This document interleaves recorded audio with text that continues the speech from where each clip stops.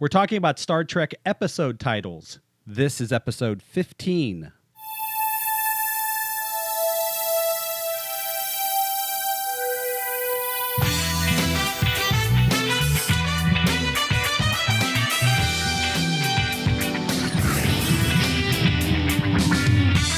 You're listening to 70s Trek with Bob Turner and Kelly Casto, the fan podcast that looks at Star Trek in the 1970s. It was the decade that built a franchise. Sonny and Cher, Woody Allen, Mary Hartman, and of course the Fonz. Hey. They were all popular in the 1970s. Hey. Hey. Sit on it, Potsy. And you know what else was popular then? Star Trek. I'm Bob Turner. And I'm Kelly Casto. One of the reasons Trek has always been popular is its use of language, not four-letter word type language. No, not that. No. And, you know, you can really see that in the titles. The titles are really interesting. This week, we're going to take a look at some of our favorites.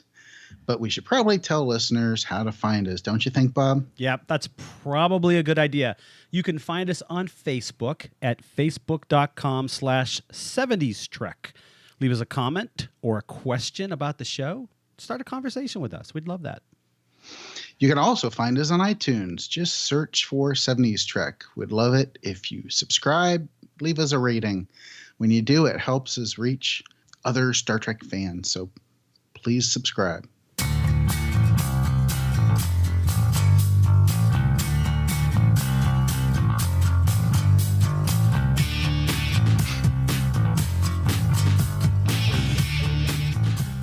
You know, there's something lyrical about Trek's show titles. They're not straightforward explanations about each episode. You know, and in fact, 50 years later, many of these titles still confuse us. They still confuse fans. Yeah, but they're all fun anyway. So even if I am still confused, they sound like they're pulled from Shakespeare or, you know, some other classical work. But in fact, they're just Star Trek. Some of them are Trek. Maybe some of them are Shakespeare. So, Kelly, why don't we just go ahead and dive in with some of our personal favorites, and we'll just kind of discuss them as we go. Does that work for you? Absolutely. Why don't you go first? Well, so one of my favorite titles, Let That Be Your Last Battlefield. I'm sorry, I'm black on the left. You'll have to say that again. Let that be your last battlefield. You must be left on the right. What the heck's wrong with you? I don't know. Very cool title. Yes. Very cool title. Very cool episode.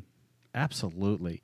You know, some people will talk about Trek, and sometimes it's a bonk on the head with some of their messages. Bonk on the head. Bonk on the head. Where did that come from, I wonder? Anyway. I don't know. And for some people, this message, bonk, it's on the head, man. It hits you across the face.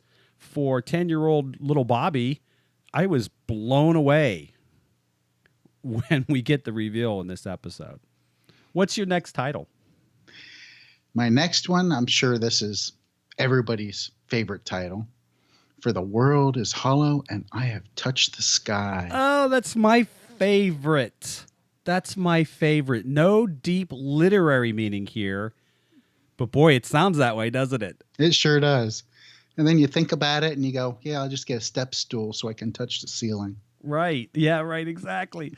The two that you've mentioned so far, they have roots in literature, at least the way their sound comes out. And I think Roddenberry really was trying to set the titles and therefore the episodes off as something very different and maybe a little higher brow, a little higher meaning. You know, you don't find that in Lost in Space. No. I mean, I think in For the World is Hollow and I Have Touched the Sky, in Lost in Space, that show title would have been Hollow Ship. You know? Oh, yeah. Or Oracle Zap or something like that, you know, or it would have been something very, very goofy. Go ahead. Do you have another one? Dr. Smith's at it again. Yes. Dr. Smith, leave the Oracle alone.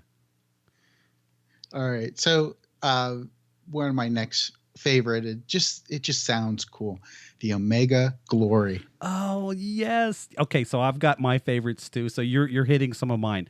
The Omega Glory is a very cool title, and it's funny too because it's one of those titles that's kind of sort of disconnected with the episode. You know, nobody at any time says the words Omega or Glory in the episode, do they? Right. Yeah. No. But when you think about it, oh wow, that kind of works. That fits. Just and the name Omega Glory, the idea that the American flag pops up there in the end and you've tied glory to it, Yep. says a lot.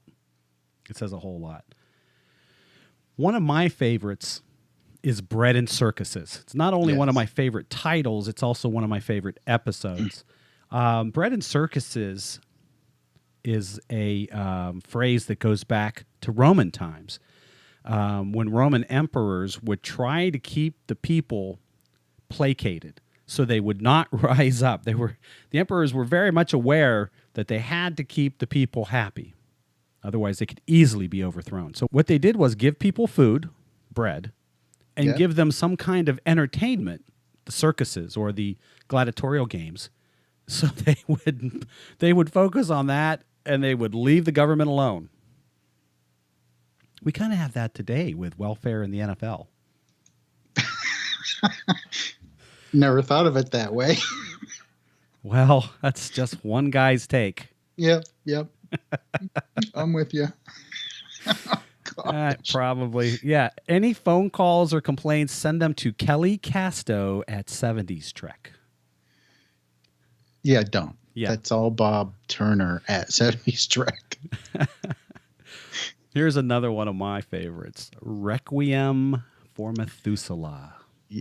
Just trying to say that's a tongue twister. And it just sort of sounds like you just have to stop. The fact that you have to stop and look at that name and try to figure out what it means. Jerome Bixby was the writer who came up with this script. He chose that name because, well, Requiem is a ceremony that was typically held to honor somebody who had just died. And Methuselah was the oldest living person in the Bible. He lived for 969 years in the Bible, if you look at it and take it literally. And it was Bixby's intent to have Flint, the main character, the main guest character, also would have been Methuselah. Yeah. Pretty crazy stuff there. You're such a deep thinker. Requiem for Methuselah. Go ahead, your turn. Come up with one. Okay. Not so creative. It's just kind of fun. Tomorrow is yesterday. I just like to play on words. That's a good one too. I like to play on words in that too. And again, if we were watching Lost in Space, I think that would have been Enterprise and Jets. Jeez. It's Bash Lost in Space Day. Well, yeah. I you know what? When you look at some of their show titles, like, War of the Robots. Okay, that's pretty straightforward. It isn't the evil one or, Tin Man of Doom or something like that. It's just War of the Robots. Okay, that's pretty straightforward. Yep, it sure is. Gosh. The Enterprise and Jets. Yeah, that's pretty good. I like that. Here's one of mine. Is there in truth no beauty? From season 3. This is from a 17th century poem. The name of the poem was Jordan, and it was written by George Herbert. And the line in the poem is, "Who says that fictions only and false hair become a verse? Is there in truth no beauty?" And the poem is talking about how beauty is not always good, and ugliness is not always evil. And of course, if you remember that episode, the beautiful woman who was blind turns out to be a bit of a trickster and a bit of a manipulator, and The Medusan, whose ugliness, we can't look at because it'll make us nuts, is actually a good guy. Yep. He's a friendly Medusan. Amok Time. Oh, yeah. Don't you love that one? I just love the word amok. I remember being little back in the 70s, trying to tie it to the show. I remember being little back in the 70s and seeing that title, knowing what the episode was going to be, but always wondering, what exactly does that mean? Until somewhere along the line, I tied it with, stop running amok. Hey, stop running around like that. You're going to run amok. And it kind of like, okay, so that must be, that must be craziness, out of control, amok time. Crazy time. Crazy time, Spock's. Oh, I get it. Oh, I see what it is now. Yeah, that took me a while, maybe 15, 20 years. In your early 20s. Yeah, right. I think late 30s. I think I graduated college before that one came about. What else do you got? Let's see. I liked The Conscience of the King. Yep. That was Shakespeare inspired. And another one that was Shakespeare inspired was Dagger of the Mind. That's actually a phrase right out of Macbeth. Or art thou but a dagger of the mind, a false creation proceeding from the heat oppressed brain? Wow, and that just fits with that episode. It kind of does, doesn't it? Yeah. It kind of does. I love the fact that Roddenberry sort of set this tone, and he brought in these kinds of writers who elevated not only the story plot and the concepts, but also the titles. Again, a Dagger of the Mind could have been Crazy Machine. If it's lost in space. If it's lost in space, right. And Conscience of the King, that could have been Killer Actor. Yes. Or if we're watching Arena, that could have simply been called The Gorn. But Arena, again, it creates a mental image that's so much different. You kind of picture that classic fight, that classic challenge. And then there's the alternative factor. That's another one. I'm not crazy about that episode, but that's a pretty cool title. You can comment here anywhere you want. Well, I'm just busy. Like, how did I miss that? I don't know what you missed. I'm not sharing any great wisdom here. No, I know, but it's like, going through the list and trying to narrow down my list. I'm like, okay, I'm just picking the ones that just jumped out at me. And I'm like, oh, how did I miss alternative factor? Yeah, that is a great name, isn't it? Yeah, probably because of Lazarus. Right, exactly. And of course, we can't forget City on the Edge of Forever. What a title that is. Talk about imagery. That particular episode by Harlan Ellison, that's just one of the all-time classic show titles. The Corbinite Maneuver, another great episode. And in fact, I really think we ought to spend a whole show talking about that episode. At first, when the first draft of that script came in, it was called Danger Zone. Mm-hmm. Hey, Lost in Space. Why? Title. Yeah, I think if it was Lost in Space, it would have been called The Bluff or Poker in Space. That's what it would have been called. Yes. Lost in Space would have called it Space Poker. Don't be fooled by the midgets. No puppets, please. Right. The Enemy Within. Richard Matheson was the writer for that script. And he comes right out and says, I was inspired by Dr. Jekyll and Mr. Hyde. He had just recently watched that movie and was kind of inspired by that idea, and really liked the concept that Kirk has some sort of evil inside and it gets out. And, they have to have that face off. So The Enemy Within came about from there. Kind of cool. Nice. Yeah. If we were watching a Lost in Space version of Star Trek, I think Man Trap would have been called Salt Monster. I need to stop doing that. Yeah. Okay. It's too much fun. It is. I think Spacey just would have been Khan. Yeah, but then that's too much foreshadowing. And Think about Spacey too. Let's think about that title for a moment. At first, again, as a kid in the 70s, Spacey, and okay, this is the one with Khan, but what does the title really mean? And when you watch the episode, when you finally get all the way through to the end, and Spock says something to Kirk, something like, it would be interesting to come back and see what crop springs from this seed you have sown. yes. Again, probably 10 years worth of watching this episode went right over my head. That what Spock says at the end has exactly a tie to the episode title. And then one day I'm watching it and I'm like, oh, all right. Now I get it. I get it now. Yeah.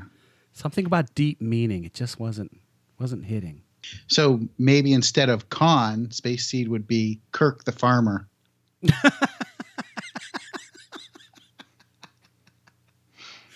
I think it would have been Killer Superman. So how about Devil in the Dark? Yes. That is completely opposite of what that show is really about. But of course, as you go into it and you start, it's a pretty cool title. You kind of get it. The Devil in the Dark. There's this monster in the dark in the caverns below, Of course, that's not what it is at all. Yeah. But the title just kind of sets the theme for it. Yes. Gets you all hyped up. And then at the end, it's like, they're not bad. Right. And again, it could be called, Tunnel Monster. Right. But no, that again, it's that painting that mental image, Devil in the Dark. That is mysterious. It leaves so much open for you to think about. Very cool. Very cool title. Yeah. Yep. Errand of Mercy. Yes. This one should have just been called Klingons. I mean, it's the first time we meet them. Yes. But Errand of Mercy. Oh my God, what a great title. It just sort of sets that tone, doesn't it? It does. And again, it's at the beginning, you're thinking, oh, there's Kirk and Kirk is there to save these people from the Klingons. But really, they're saving the Klingons and the Federation. Who mourns for Adonais? This is Yes. an interesting one for me. This episode was a Roddenberry concept. He somewhere dreamt up this idea of a god left over from Olympus. And, our crew runs into him. It was originally called Olympus. And then Gilbert Ralston took the script over, and his first draft was called Last of the Gods. But then later on, he changed that to Who Mourns for Adonais. And he took that name, Adonais, from an elegy written for the poet John Keats. And it was one of the lines in this poem which read, Who Mourns for Adonais? And he just lifted it right out of there. What did they do back in the 60s and 70s when they didn't have the Google to find out all this information? Isn't that interesting? That's a great point. Because obviously a lot of these writers had been trained in the classics, not only the classics when I say literature, but also the classics in terms of history. And so they understood the Greeks and the Romans and then, of course, classic literature. How did they store all of that? And how did they remember? I think somewhere there's an elegy about Keats, and it mentions Adonais. Let me go look for that in the library next Tuesday when I'm there. How do you do that? No idea. My brain doesn't work like that. I guess at one time maybe it did, but it sure doesn't with Google anymore. No. I like the changeling, but that one's definitely a bonk bonk on the head. Yeah, definitely. And they say it in the episode. He tells the story of changeling. Okay. Yes. So you get that one. Mirror, mirror. That's a good one too. Mirror, mirror on the wall. Giving the idea that there's something on the other side of the mirror. I like the apple. Yeah, just plain simple, the apple. And of course, the meaning there is the serpent and the apple, and, Adam and Eve had to get kicked out of paradise, just like the people of Vol do at the end of the show. And if it was a Lost in Space title, it was probably The Pair. Don't know why, just because. What about Journey to Babel? Journey to Babel, that's on my list, yeah. And you know what? That's very descriptive. Yes. Of what the episode is about. But at the same time, again, it's also got that literary feel. And it just sort of rolls off your tongue, doesn't it? Journey to Babel. It sounds so much more than, delegates on a ship. Right. We're going on a road trip with all these delegates. Yeah. A road trip. All right, here's an episode I know you like, Wolf in the Fold. Yes. That one, very good. And again, there's that name. We could have simply called it Jack the Ripper in Space. Right. But the idea of wolf in the fold, that's an old saying about a wolf in a herd of sheep. The wolf is in the fold. Boy, that's so descriptive. But at the same time, it's not descriptive. I just love that. Yeah, I think it's great. The trouble with tribbles, It's fun. It's just, it's going to be a fun episode. What do you think of the immunity syndrome? That is on my list, and it's, big space amoeba. That's what Lost in Space would call it. But now you're getting into it a little bit. That's good. You're getting in the spirit of things. But I just think that title, the immunity syndrome, for what they're facing in that episode, again, connected but not connected. It paints this picture that you're not sure what it's about. But it all comes together at the end. Oh, okay. Yep. So they had a run on syndromes, the Paradise Syndrome. Yes, that's a good one too. I just like the title, Paradise Syndrome. Wait, syndromes usually you think is bad. Yeah, wait, right. Paradise is bad. Yeah, right. Exactly. It's a great play on words, isn't it? Yes. Let's see. Where did I want to go from here? I wanted to go to And the Children Shall Lead. Again, not one of my favorite episodes, but it's a really interesting title. And again, it has that lyrical feel to it. Yeah, and The Children Shall Lead, I think, has that aspect to it. It sort of rolls off your tongue. It almost sounds, sing-song in its quality. That's a good one. Yep. Spectre of the Gun. Yeah, Spectre of the Gun. Wow. That's another, when you think about what that episode is about, how many times have I said that phrase on this show? When you think about what that episode is about, they're in some kind of place. It's a spectral place. And then you add specter and the word gun together. They don't really fit, but they fit for this episode. Right. Go ahead. I know I'm taking up a lot of oxygen here. Go ahead. You got one? Hey, you're not impacting me. You're, 120 miles away. A Taste of Armageddon. Oh, yeah. Jeez, is that good? And again, that phrase at the beginning, a taste of. Yes. You don't get the full Armageddon, just a little bit. And to use our Lost in Space analogy again, I think that would have been computer war. Right. Straightforward as that. But a taste of Armageddon. Kirk served them up a little taste of how bad total destruction could be. And that prompts them to, take action to avoid it. Boy, is that a good title. Yes, it is. How about Wink of an Eye? I like Wink of an Eye. Yeah. Lost in Space, would have called it Fast Aliens or something like that. But right. Wink of an Eye, again, it's got that such a highbrow feel to it. Very cool. What's another one of your favorites? Balance of Terror. Oh, that's a great one. Just it fits again with the episode. It's just, that space duel where is that invisible ship type of thing. And it plays off a phrase that was very big in the 60s, balance of power.